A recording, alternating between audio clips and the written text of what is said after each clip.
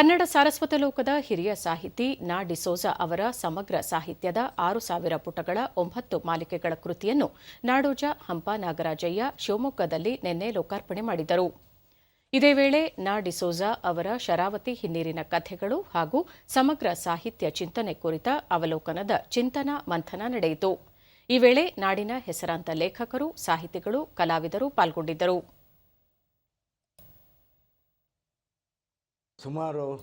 ಬಳಿಕ ದೂರದರ್ಶನದೊಂದಿಗೆ ಹಂಪ ನಾಗರಾಜಯ್ಯ ಕನ್ನಡ ಕಥಾಲೋಕದಲ್ಲಿ ನಾ ಡಿಸೋಜ ವಿಶಿಷ್ಟ ಕಥೆಗಾರರು.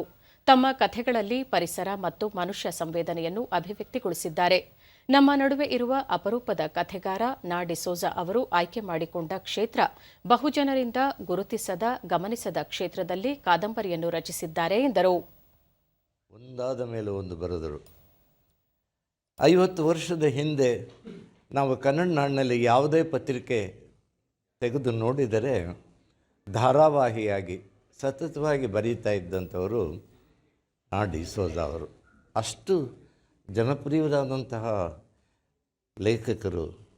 ಕನ್ನಡ ಸಾಹಿತ್ಯ ನಾ ಡಿಸೋಜ ಪ್ರತಿಕ್ರಿಯಿಸಿ, ತಮ್ಮ ಎಲ್ಲ ಕಾದಂಬರಿಗಳನ್ನು ಸಮಗ್ರ ರೂಪದಲ್ಲಿ ಹೊರತಂದಿರುವುದು ಸಂತಸ ತಂದಿದೆ. ಪ್ರಕಾಶನ ಸಂಸ್ಥೆಯೊಂದು 6,000 ಪುಟಗಳ ಕೃತಿ ಹೊರತಂದಿರುವುದು ಕನ್ನಡ ಸಾರಸ್ವತ ಲೋಕದಲ್ಲಿ ಗಮನ ಸೆಳೆಯುವಂಥದ್ದು ಎಂದರು.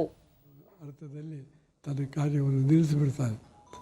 ಇಲ್ಲಿ ಲೇಖಕ ಒಂದು ಕಾದಂಬರಿಯನ್ನು ಪ್ರಾರಂಭ ಮಾಡಿದವನು ಅದನ್ನು 45-50ರವರೆಗೆ ಆ ಕಥೆಯನ್ನು ಬೇರೆ ಬೇರೆ ರೀತಿಯಲ್ಲಿ ಮುಂದುವರಿಸಿ ಆ ಕಾದಂಬರಿಯ ಕಥಾಸರಣಿಗೆ ಒಂದು ಹೊಸ ಉತ್ತೇಜನವನ್ನು, ಹೊಸ ಅವಲೋಕನವನ್ನು ಕೊಡ್ತಾನೆ. ಯಾಕೆಂದರೆ ಆ ಕಾದಂಬರಿಗಳ ಪ್ರಕಾಶಕ ಸುನೀಲ್ ಕುಮಾರ್ ನಾ ಡಿಸೋಜ ಅವರ ಕೃತಿಗಳನ್ನು ಪ್ರಕಟಿಸಿರುವುದು ಸಂತಸ ತಂದಿದೆ ಎಂದರು.